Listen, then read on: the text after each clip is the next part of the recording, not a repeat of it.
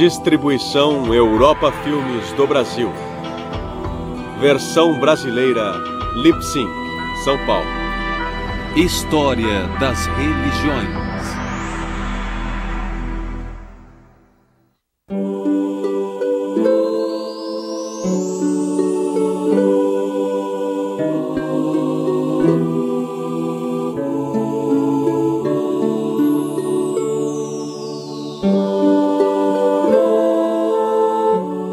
Cristianismo ortodoxo e catolicismo romano.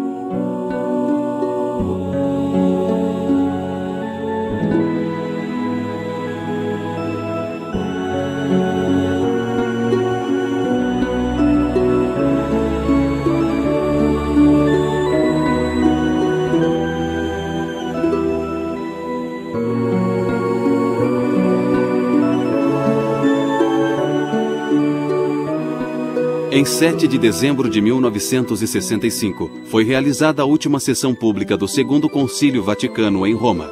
O Papa Paulo VI da Igreja Católica Romana e o Patriarca Atenágoras da Igreja Ortodoxa Grega fizeram uma declaração conjunta. Ela foi lida na Basílica de São Pedro, em Roma, e na Catedral de Faná, em Constantinopla. A declaração proclamava que a excomunhão mútua entre as duas grandes igrejas, decretada no ano 1054, havia sido revogada.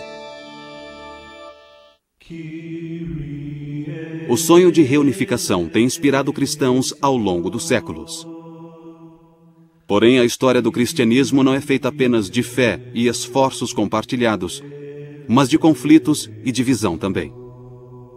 Por causa deste e de vários outros conflitos internos, o cristianismo não é, e geralmente não tem sido, o nome de uma única religião.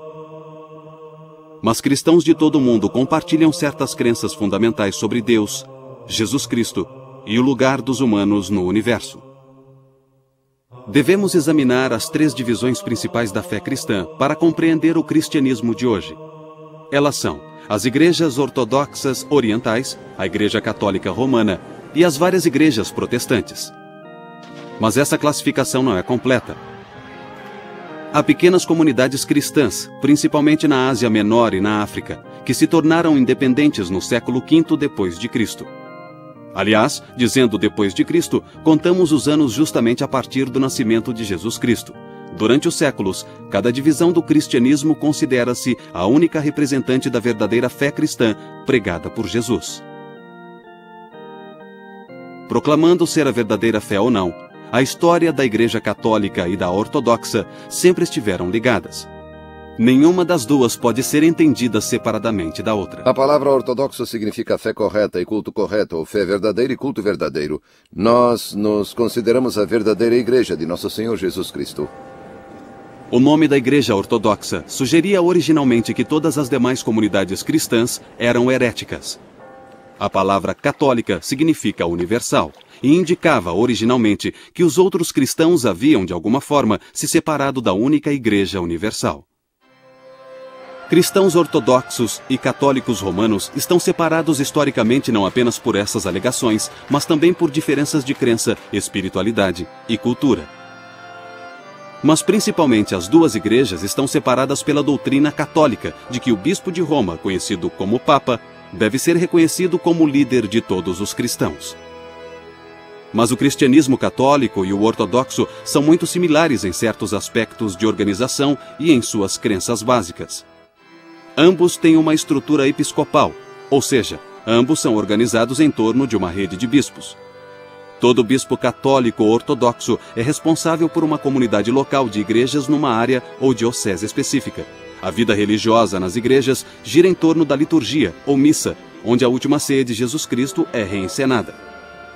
Pão e vinho, considerados o corpo e o sangue de Cristo, são ingeridos pelos fiéis.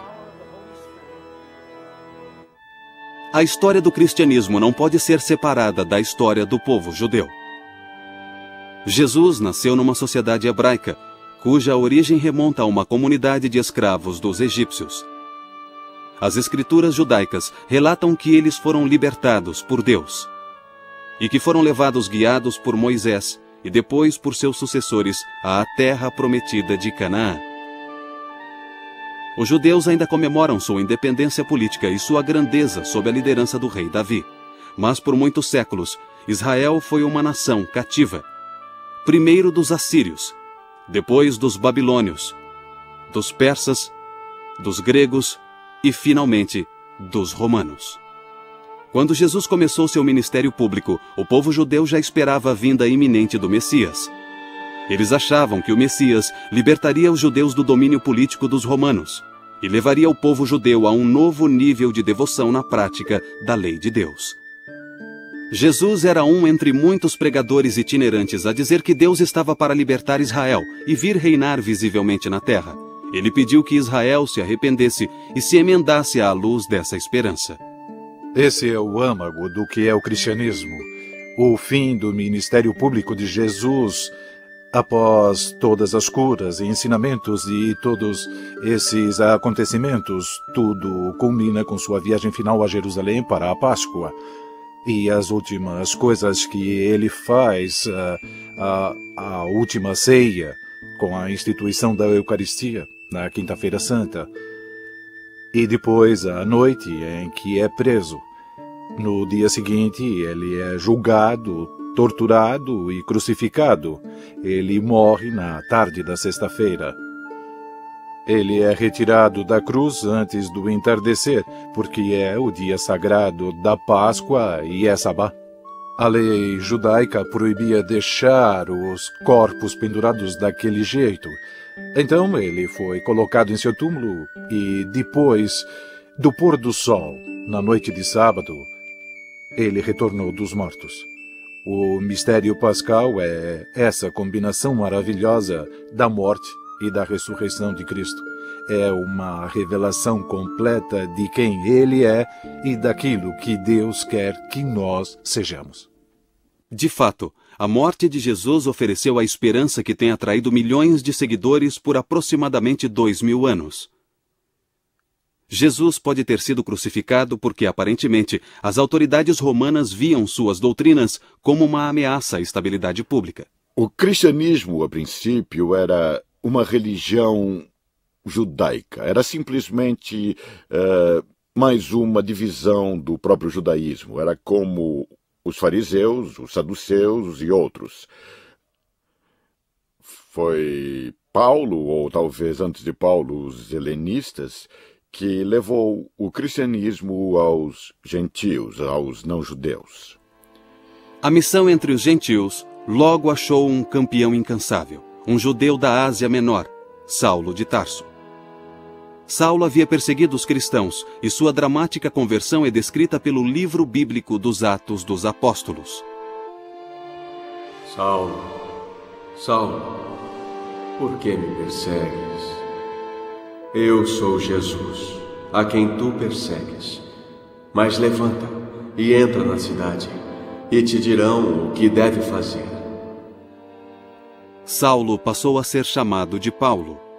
Através de seu incansável trabalho missionário e do de muitos outros homens e mulheres, a comunidade cristã rapidamente cresceu na região do Mediterrâneo. A igreja que nascia logo enfrentaria seu primeiro grande desafio. Os gentios convertidos deveriam mesmo ser circuncidados? A circuncisão simbolizava fisicamente a antiga aliança dos judeus com seu Deus e era uma parte central da lei judaica. Muitos naquele tempo insistiam que todos os seguidores de Jesus deviam seguir todas as leis judaicas que Jesus viera consumar. Outros, principalmente Paulo, insistiam que o que salvava era apenas a fé em Cristo. Um novo cristão não é obrigado a assumir o fardo da lei judaica. No ano 49 d.C., os apóstolos e os líderes da igreja se reuniram para resolver a questão. Esse encontro seria conhecido como Concílio de Jerusalém. Sua decisão foi anunciada numa carta aberta aos gentios convertidos da Ásia Menor. Os gentios convertidos seguiriam apenas as leis judaicas básicas e não precisariam ser circuncidados. Por séculos, o Templo de Jerusalém fora o centro da vida judaica. Mas no século I d.C., houve várias revoltas judaicas contra a autoridade romana, e no ano 70 d.C., o templo foi destruído pelos romanos.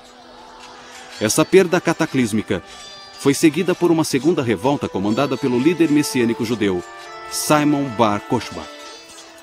Em 135 d.C., o imperador romano Adriano ordenou que todos os judeus saíssem da cidade santa de Jerusalém e proibiu que retornassem, sob pena de morte. Para os cristãos, era uma confirmação clara de que Deus havia escolhido transferir suas promessas para a chamada Nova Israel, os seguidores de Cristo. A igreja primitiva se tornara ainda mais independente da cultura judaica. Os cristãos tinham uma relação tensa e estranha com o povo judeu. Com o tempo, isso criaria uma história trágica em que cristãos perseguiriam judeus. No século XX, esse precedente surtiria efeito no Holocausto.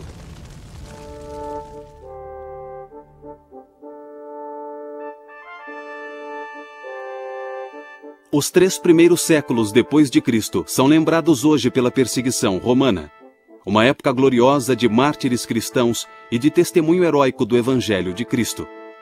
De fato, houve perseguição esporádica nesse período.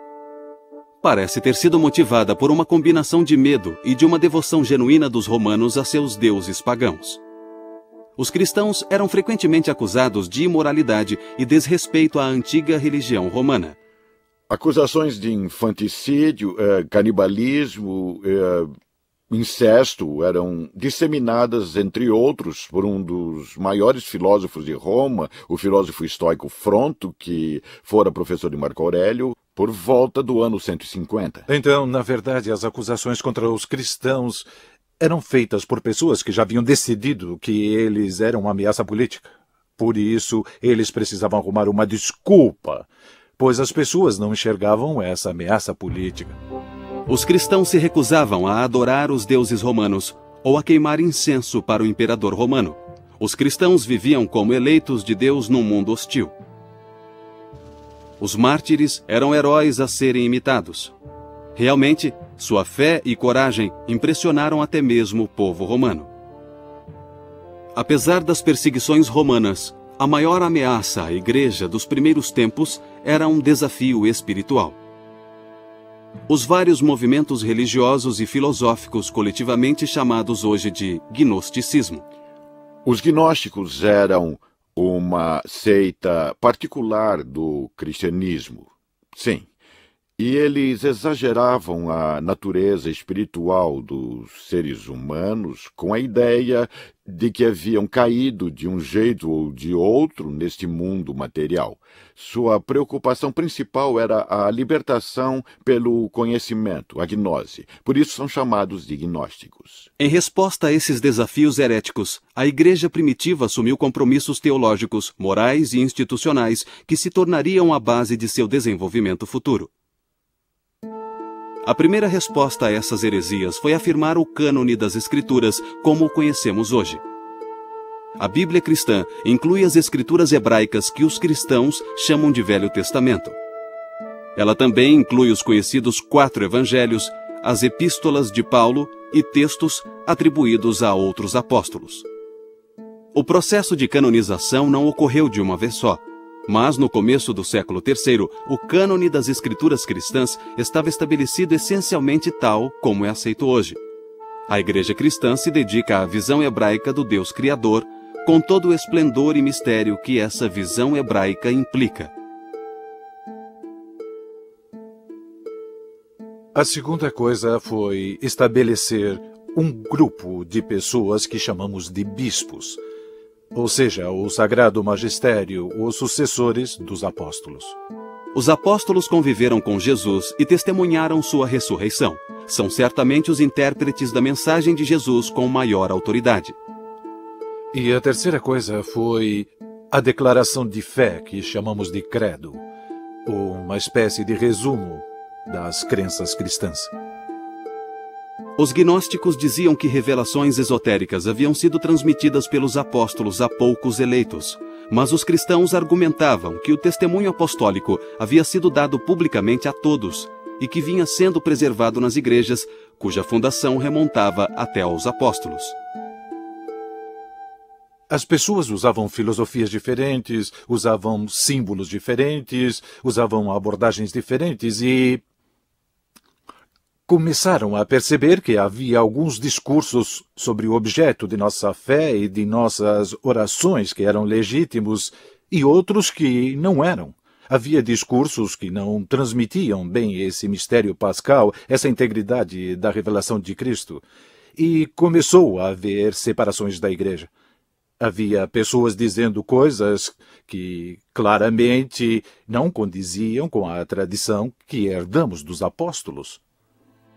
Os bispos são os sucessores dos apóstolos e se tornaram os defensores supremos da ortodoxia na igreja. Desse modo, uma hierarquia centralizada foi estabelecida para preservar a unidade da igreja. A concordância com o bispo preservava a unidade e a fé da igreja local. A concordância entre os próprios bispos protegia a unidade da igreja universal. Mas como os cristãos determinariam o que constitui exatamente os ensinamentos universais dos bispos? Ireneu de Leão apontou para os ensinamentos do bispo de Roma, cuja sucessão apostólica remonta a Pedro e Paulo, ambos supostamente martirizados em Roma. Os católicos romanos acreditaram em Ireneu, defendendo uma autoridade especial para as interpretações do bispo de Roma. Alguns católicos romanos alegariam mais tarde que esse bispo, agora chamado de Papa, é a suprema autoridade de toda a Igreja.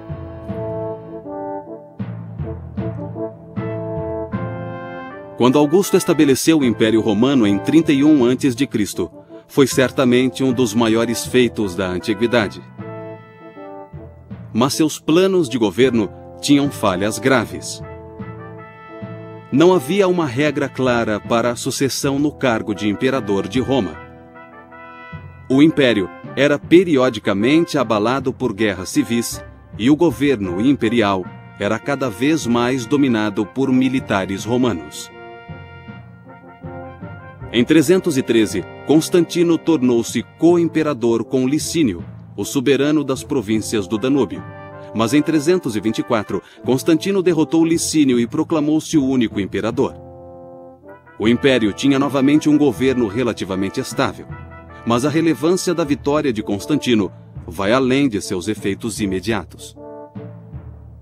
Constantino tornara-se cristão em 312, e esse fato determinaria o futuro tanto do Império Romano como da Igreja. Eusébio, historiador e bispo de Cesareia, conta que o próprio Constantino lhe falou da visão milagrosa que o converteu ao cristianismo.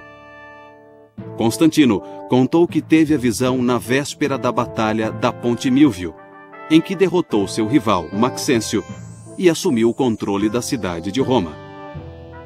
Constantino fez então um estandarte com ouro e pedras preciosas, formando a imagem da cruz, e o quirô, o monograma grego de Cristo.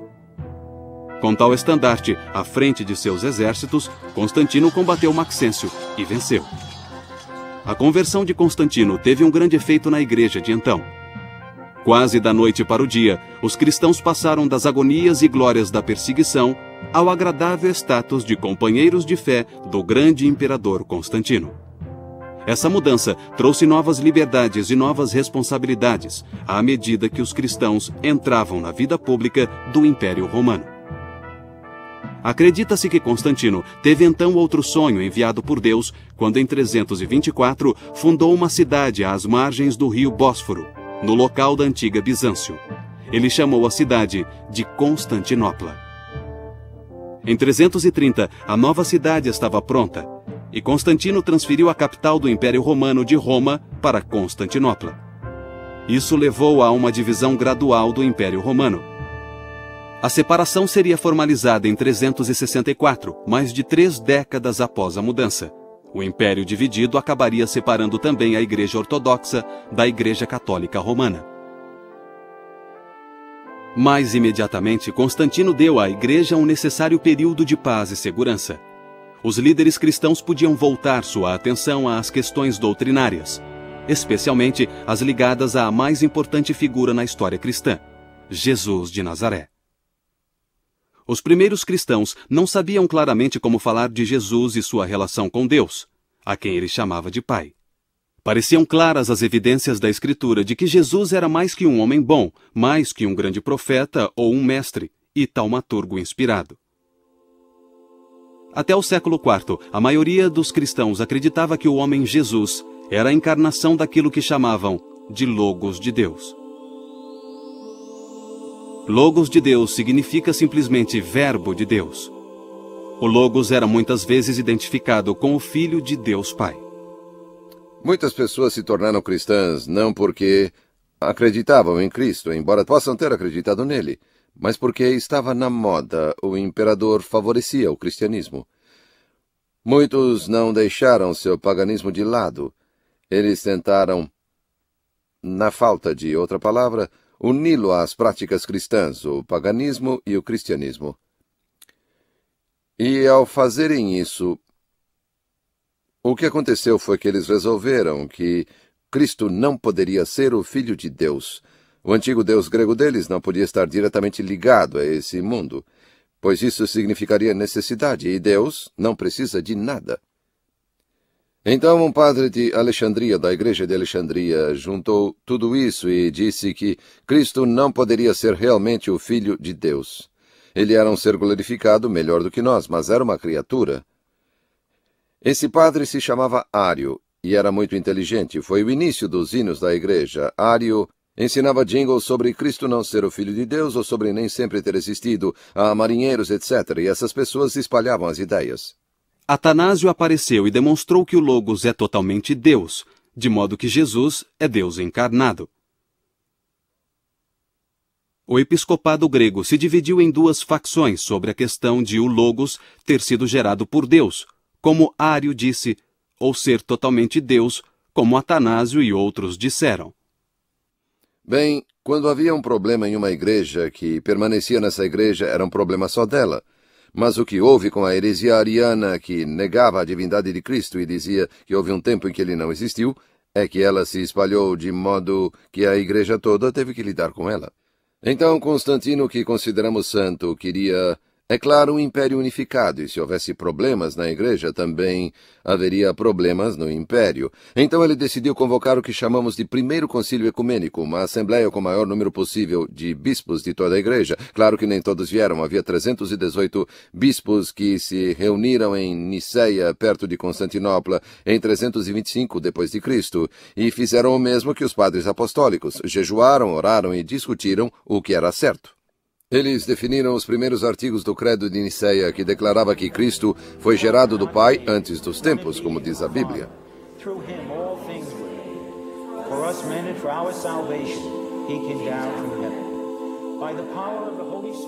O Concílio de Niceia é considerado tanto pelos ortodoxos como pelos católicos o primeiro grande concílio ecumênico.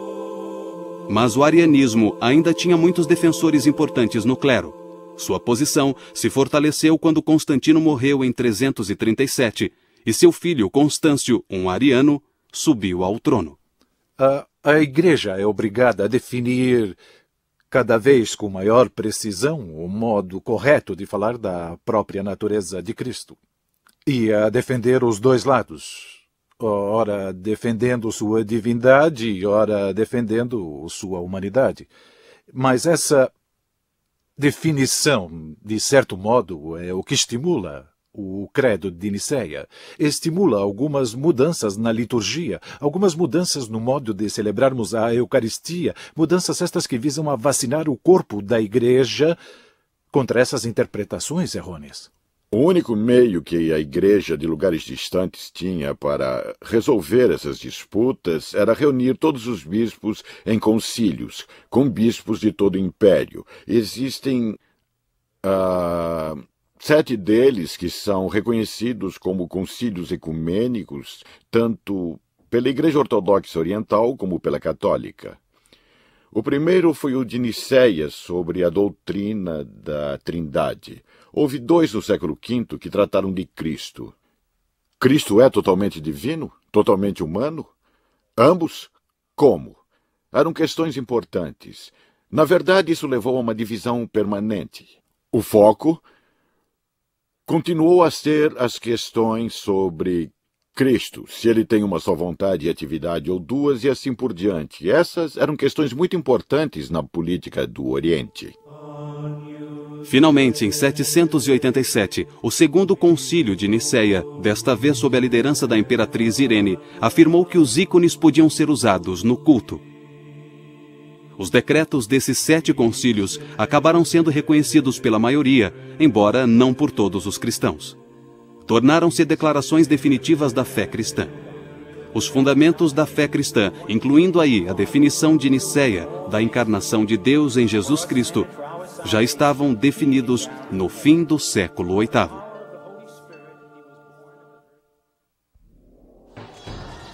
Em 410, Alarico, um líder visigodo e cristão ariano, conquistou a cidade eterna, Roma.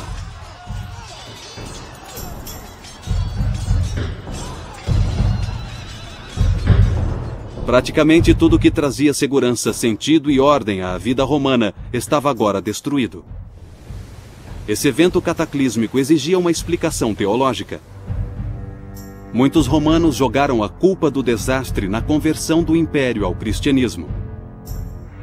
O grande teólogo ocidental Agostinho, bispo de Hipona, respondeu com uma interpretação teológica da história de Roma e da história do mundo, numa obra intitulada A Cidade de Deus.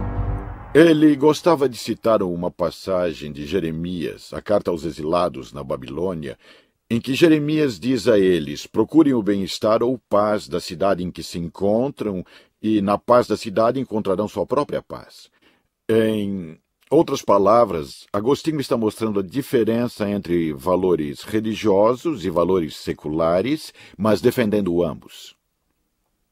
A queda de Roma foi um momento decisivo, tanto para a Igreja como para a sociedade como um todo. Mas sob vários aspectos, a vida não mudou muito depois de 410. O Oriente desfrutava de estabilidade social e política, e o Ocidente sofria com mais convulsão social e anarquia.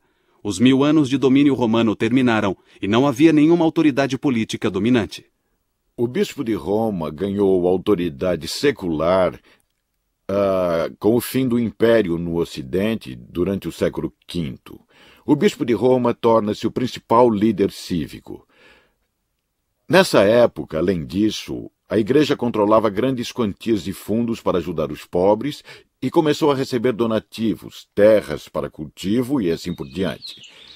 Então, os bispos dos séculos IV e V eram muitas vezes famosos por usar esses recursos para conseguir aliados. Os bispos da Igreja Ocidental viam que em seu futuro estavam as próprias tribos que haviam destruído seu mundo. Assim, missionários levaram o Evangelho aos povos tribais da Europa, até a Alemanha. Em 800, o rei dos francos, Carlos Magno, subiu ao trono do Sacro Império Romano, que era uma união de pequenos feudos teutônicos. Parecia que a Europa havia encontrado outro Constantino que poderia unir toda a sociedade numa única federação cristã. Os reis francos eram aliados dos papas romanos. O próprio Papa Leão III coroou Carlos Magno imperador em uma cerimônia em Roma. Essa coroação de Carlos Magno abriu um precedente que influenciaria significativamente a relação entre Igreja e Estado na Europa Ocidental. Os papas estavam, na verdade, apostando no norte europeu e não em Constantinopla ao fazer essas novas alianças. Papas posteriores afirmariam que a autoridade imperial dependia da sanção do Papa.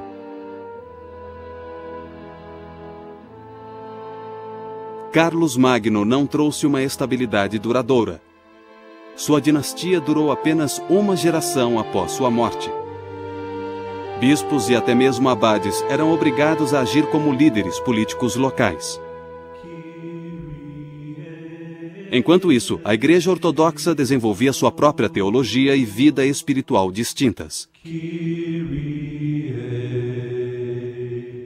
A solução da controvérsia iconoclasta pelo Segundo Concílio de Niceia em 787 fundamentara o uso de ícones na liturgia.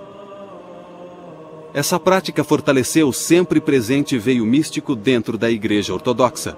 Assim, não foi surpresa a Igreja Oriental ter gradualmente desenvolvido uma teologia predominantemente mística. Há certas coisas sobre Deus que não compreendemos, e é assim que deve ser, porque é assim que Deus quer que seja. É o que significa misticismo, certo? E isso significa que há algo além do plano físico, que há uma natureza espiritual e que não sabemos o que Deus é. Ele estabeleceu certas regras e nós respeitamos essas fronteiras. A distância entre a Igreja Católica Romana e a Igreja Ortodoxa aumentou e a continuidade de sua união parecia impossível. Havia o antigo problema em relação à autoridade do Papa. Essa discordância fundamental foi exacerbada por disputas teológicas. A mais importante foi uma disputa sobre a relação entre as três pessoas da Trindade. A Igreja Católica Romana costumava acrescentar a frase "e do Filho" ao credo de Nicéia. Portanto, ficava: "Creio no Espírito Santo, o qual procede do Pai e do Filho." A Igreja Ortodoxa considerava isso uma inovação que beirava a heresia. Duas coisas são importantes. Em primeiro lugar, é teologicamente incorreto. Só há uma cabeça na Trindade, Deus Pai. O Filho foi gerado do Pai antes dos tempos. O Espírito Santo só procede do Pai, certo? Em segundo lugar, o Ocidente fez algo sem precedentes. Mexeu em uma coisa que havia sido decidida por toda a Igreja. Em 863, rompeu-se a união entre o Papa Nicolau de Roma e o patriarca ortodoxo Fócio. Foi a primeira separação formal entre a Igreja Católica Romana e a Igreja Ortodoxa. Mas foi uma separação temporária. Entretanto, as diferenças teológicas entre as duas igrejas não foram resolvidas, e a união restaurada também seria temporária. O filioque é o maior ponto de controvérsia entre a Igreja Oriental e a Igreja Ocidental até os dias de hoje. Na verdade, a Igreja Anglicana, há poucos anos, propôs tirar o filioque do credo, não dizendo mais procede do Pai e do Filho, se isso ajudasse a reunião com a Igreja Oriental. Em 1053, o Papa Leão IX montou uma campanha militar contra tribos normandas que ameaçavam igrejas cristãs no sul da Itália. Ele foi derrotado e capturado. Da prisão, ele conseguiu enviar um emissário, o cardeal Humberto, para pedir ajuda ao imperador bizantino e ao patriarca de Constantinopla. A carta de Leão ao imperador bizantino era conciliatória, mas sua carta ao patriarca tinha um tom muito diferente. Havia uma controvérsia entre um papa muito dogmático e um patriarca muito dogmático de Constantinopla, e nenhum deles abria mão de suas tradições. Um decreto de excomunhão foi enviado pelo Papa a Constantinopla. Ele foi deixado no altar de Santa Sofia. Um dos diáconos o pegou e correu atrás do emissário para devolvê-lo, mas ele não aceitou. Então, é claro, o Oriente teve seu concílio e excomungou o Ocidente. Essas sanções mútuas só seriam retiradas em 1965, mais de 900 anos depois. Em cerca de 610, um sério e devoto mercador árabe ouviu em sonho uma voz, ordenando que ele lesse. Ao despertar, o mercador teve a visão de um homem que o cumprimentou pelo nome e disse: "Tu és o mensageiro de Alá." Os muçulmanos acreditam que assim começaram as visões em que Maomé recebeu os discursos que se tornariam um livro conhecido como A Leitura, ou em árabe, Alcorão. Nele há várias injunções para a disseminação da fé, e os primeiros muçulmanos se esforçaram para conseguir isso até à força, se necessário. Em 714, a Espanha estava dominada por exércitos muçulmanos. Conforme eles continuavam sua expansão, ficou cada vez mais evidente que poderiam destruir as nações cristãs do Império Bizantino e da Europa Ocidental. Após a derrota em Anatólia, em 1071, o imperador de Bizâncio, Aleixo Comneno, pediu ajuda ao Ocidente. Os imperadores do Oriente pediram ajuda ao Ocidente e conseguiram. As cruzadas atendiam os pedidos dos imperadores do Oriente. Foi uma operação de resgate da Igreja Oriental. Religiosos e cavaleiros católicos da Europa Ocidental atenderam prontamente. Muitos ficaram simplesmente horrorizados ao saber que cristãos do Oriente estavam sendo ameaçados por aquilo que eles viam como uma nação pagã. A Palestina, a terra santificada pela vida e morte de Jesus, era controlada por muçulmanos. E alguns membros do clero preferiam que os exércitos se unissem para combater um inimigo comum, em vez de uns aos outros. De qualquer modo, em 1095, o Papa Urbano II convocou uma cruzada. Essa missão sagrada salvaria o cristianismo oriental e retomaria a Terra Santa do controle muçulmano. Uma série de 4 cruzadas durou até o século XIII. As relações entre os cruzados ocidentais e a corte bizantina pioravam cada vez mais. Os líderes das cruzadas viam os ortodoxos como traidores e inimigos. O que começou como uma missão para salvar cristãos ortodoxos dos muçulmanos, tornou-se em meados do século XII uma missão contra os próprios cristãos ortodoxos. Em 1204, cruzados católicos romanos saquearam Constantinopla. Nas palavras do historiador Calisto, foi um ato que a Igreja Ortodoxa jamais esqueceria ou perdoaria. Mesmo assim, os esforços para a união continuaram, mas as duas igrejas continuaram separadas. Em 1261, o imperador cristão da Niceia, Miguel Paleólogo, recuperou Constantinopla e devolveu-a aos orientais ortodoxos.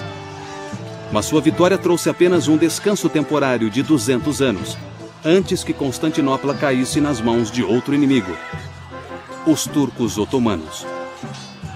Em 29 de maio de 1453, os turcos tomaram Constantinopla. O último imperador bizantino, Constantino XI, foi assassinado. Nos séculos 13 e 14, a Rússia esteve sob o domínio dos mongóis e isolada do restante da cristandade. A Rússia começava a se recuperar no século XV, quando o Império Bizantino chegou ao fim. Então era natural que essa grande nação ortodoxa se tornasse a sede principal da Igreja Ortodoxa. No século XVII, o patriarcado foi abolido por Pedro, o Grande, da Rússia. A Igreja conseguiu manter uma rede de seminários e mosteiros, mas ela sobreviveu principalmente graças à profunda devoção do povo russo. Para compreender a história do catolicismo romano no período medieval, precisamos voltar à nossa história do cristianismo ocidental da época, quando nações-estado da Europa Ocidental começavam a surgir. A Idade Média é chamada de Idade da Fé. Podemos até dizer que foi uma era de intenso entusiasmo religioso. A Igreja não via com bons olhos alguns novos movimentos religiosos. Seu poder era cada vez mais ameaçado. A Igreja, às vezes, pedia às autoridades seculares que forçassem os dissidentes a capitular, sob ameaça de penas civis que incluíam a pena de morte. Mas alguns católicos estenderam a mão a esses movimentos dissidentes. 2 homens em particular, Domingos e Francisco, romperam com a vida monástica e reuniram a seu redor comunidades de irmãos ou frades. Esses homens atuavam como pregadores itinerantes. Eles se sustentavam pedindo esmolas. Não levavam a vida respeitável e estável da reclusão no mosteiro. Os franciscanos e dominicanos são muito importantes, principalmente no século XIII, logo após a sua fundação. Eles se tornaram missionários no mundo islâmico, eles eram interessantes, eles dominaram as universidades rapidamente. Acho que por causa de seu sistema de recrutamento. Não dependiam de favores de algum bispo de sua terra. Podiam mandar seus homens para onde quisessem. Então os franciscanos e os dominicanos eram os melhores professores da Universidade de Paris, no século XIII. Também eram inquisidores. Lembrem-se de que a Inquisição só estava tentando saber se havia alguma heresia à solta. Eram precisamente as ordens mais zelosas, os cistercienses, franciscanos e dominicanos, que forneciam os inquisidores. A vida espiritual e intelectual do catolicismo romano teve seu período de maior expansão durante o século XIII, mas a própria Igreja Católica era cada vez mais atacada. A hierarquia católica era criticada não apenas pelas autoridades seculares que queriam seu lugar. Muitos no clero estavam convencidos de que o poder temporal da Igreja ameaçava o cristianismo mais do que qualquer heresia ou exército do Islã. Ninguém negava que as autoridades da Igreja muitas vezes abusavam de seu poder. O que era ainda pior, vários desses abusos eram motivados pela necessidade financeira da Igreja. Foi nesse clima volátil que o monge agostiniano da Alemanha denunciou com veemência os abusos da Igreja. Acima de tudo, esse monge rejeitava a ênfase católica nos rituais religiosos e defendia que bastava a fé na salvação efetuada por Cristo. Lutero, a princípio, não pretendia abandonar a Igreja Católica, mas a Igreja o condenou como herege e, em 1521, Lutero foi excomungado. Com o Papa Paulo III, o Concílio de Trento teve 3 sessões, de 1545 a 1563, e publicou uma ampla série de decretos sobre teologia e disciplina eclesiástica. O Concílio de Trento foi basicamente uma rejeição de várias ideias protestantes, uma rejeição da doutrina de Lutero, de justificação pela fé, uma reafirmação da doutrina católica dos 7 sacramentos em vez de 2 sacramentos, um respaldo à autoridade dos bispos e do Papa e assim por diante. Trento cobriu praticamente tudo. Em outras palavras, a Igreja Católica Romana reafirmava ser a única intérprete autorizada das Escrituras e da tradição apostólica. Os séculos XV e XVI também presenciaram um dos eventos mais trágicos da história da Europa, a Inquisição. A Inquisição foi um evento complexo. Na verdade, houve 2 inquisições diferentes nessa época, a Inquisição Espanhola e a Inquisição Romana. Alguns protestantes espanhóis foram vítimas da Inquisição Espanhola, mas a maioria era de judeus, muçulmanos e pessoas convertidas dessas religiões ao cristianismo. Acho que, independentemente do que a Inquisição tenha sido realmente, ela se tornou um símbolo da intolerância religiosa, de uma reação exagerada, radical e extrema à diversidade dentro da Igreja. E estavam acontecendo muitas coisas, havia muita divisão na Igreja Católica daquela época, muitos desafiavam os elementos mais fundamentais da fé, muita gente na Igreja Católica acreditava que isso era um ataque mortal à realidade do cristianismo. A Espanha exilou 170 mil judeus. Os últimos navios transportando judeus partiram da Espanha em 2 de agosto de 1492, um dia antes da partida da expedição de Cristóvão Colombo. Em 1500, os muçulmanos espanhóis teriam de fazer a mesma escolha: conversão ou exílio.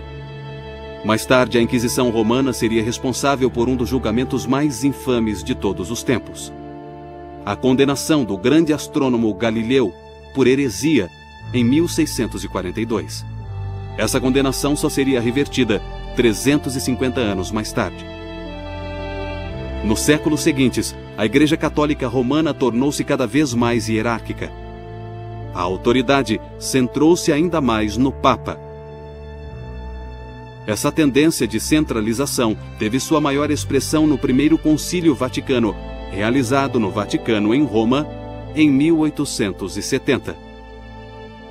Esse concílio, pela primeira vez, sancionou oficialmente a crença de que o Papa é infalível. Na verdade, o decreto é um pouco mais preciso. Diz que quando o Papa fala ex cátedra, formalmente, sobre questões de fé e moral, ele fala com aquela infalibilidade que Cristo quis que sua igreja tivesse.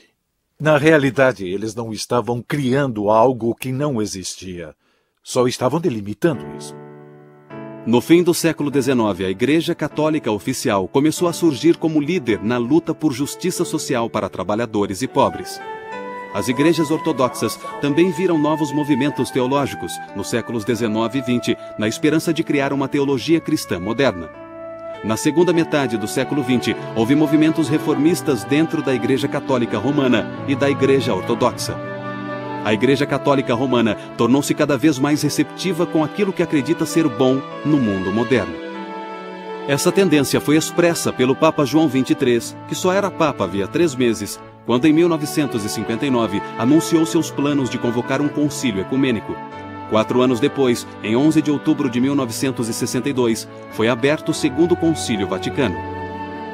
Há um novo espírito invadindo a Igreja Ortodoxa e a Igreja Católica Romana. E uma de suas expressões mais promissoras está nos esforços para reunir essas duas comunhões.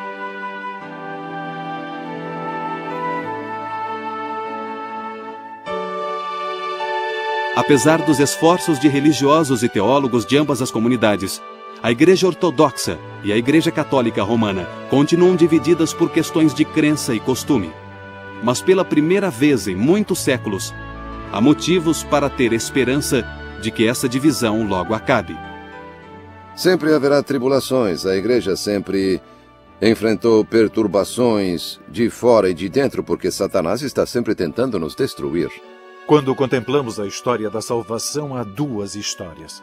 A história da graça e a história do pecado. E essas 2 histórias interagem constantemente. Acreditamos que com a morte e ressurreição de Jesus, temos uma garantia do triunfo da história da graça. No final, a vontade de Deus prevalecerá. No final, o reino de Deus se estabelecerá e triunfará.